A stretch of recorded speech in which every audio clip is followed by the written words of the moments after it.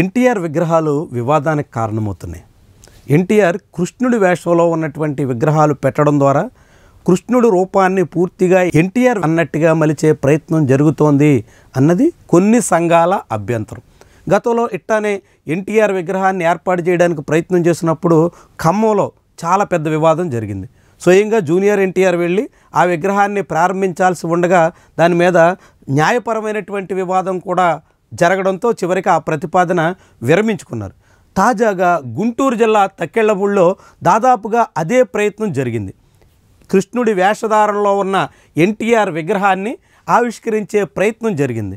దీని మీద చాలా సంఘాలు, ముఖ్యంగా యాదవ సంఘాల తరపున రామచంద్ర యాదవ్ లాంటి వాళ్ళు చాలా పెద్ద రగడ సృష్టించారు. నేరుగా అదే గ్రామానికి వెళ్ళి గ్రామస్తులతో తమ అభ్యంతరాన్ని వ్యక్తం చేశారు. తమ ఇష్టదైవాన్ని ఎన్టీఆర్ రూపంలో మలచడం ద్వారా మమ్మల్ని అందరినీ అవమానిస్తున్నారు అన్నది రామచంద్ర యాదవ్, ఇతర యాదవ సంఘాల అభ్యంతరం. అయినప్పటికీ తెలుగుదేశం పార్టీ శ్రేణులు మాత్రం తగ్గేదేలే అన్నట్టుగా సాగే. ఆ విగ్రహావిష్కరణకు పూనుకున్నాయి, విగ్రహావిష్కరణ ప్రయత్నాలు చేశాయి. కానీ తీరా విగ్రహావిష్కరణ చేసిన తర్వాత రాత్రికి రాత్రే ఆ విగ్రహాన్ని ఆవిష్కరణ చేసినటువంటి ప్రాంతం నుంచి తరలించేసాయి. ఇది ఒక ఆసక్తికరమైనటువంటి పరిణామంగా మారుతోంది. వాస్తవానికి కృష్ణుడి రూపంలో ఎన్టీఆర్ విగ్రహావిష్కరణ కొత్త ఏం కాదు.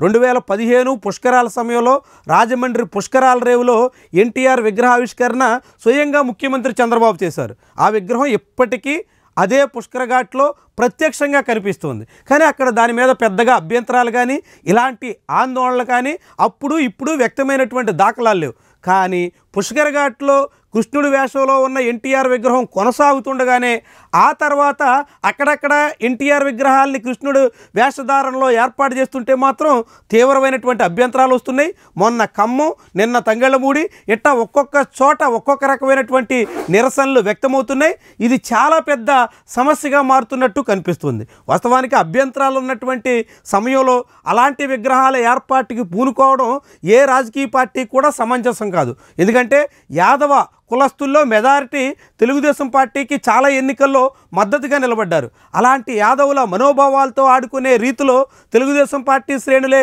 చేస్తున్న ప్రయత్నంగా ఇది కనిపిస్తోంది. అలాంటి ప్రతిపాదనలు వచ్చినప్పుడు అభ్యంతరాలు రాగానే ఉపసంహరించుకోవాల్సింది పోయి బలవంతంగా విగ్రహాల ఏర్పాటు వరకు వెళ్ళడం, ఆ విగ్రహాల ఏర్పాటు మీద నిరసనలు రావడంతో తిరిగి మళ్ళీ ఒక్కరోజుకే ఆ విగ్రహాలని తొలగించడం, ఇవన్నీ కూడా చాలా వివాదాస్పదంగా అత్యంత ఆశ్చర్యకరంగా కనిపిస్తున్నాయి. మరి ఇలాంటి ప్రయత్నాలు ఇకపైనైనా పూనుకోకుండా, అలాంటి వాటి జోలికి పోకుండా తెలుగుదేశం పార్టీ నాయకత్వం తన పార్టీ శ్రేణుల్ని సముదాయిస్తుందా, లేకుంటే పదే పదే ఇలాంటి వివాదాలు రాజేయడం ద్వారా వివిధ కులాల వారీగా ఆయా సమూహాలు ఇష్టదైవంగా భావించేటువంటి వాళ్ళ విషయంలో కొత్త సమస్యల్ని రేకెత్తిస్తుందా? ఇదే ముఖ్యమైనటువంటి అంశం.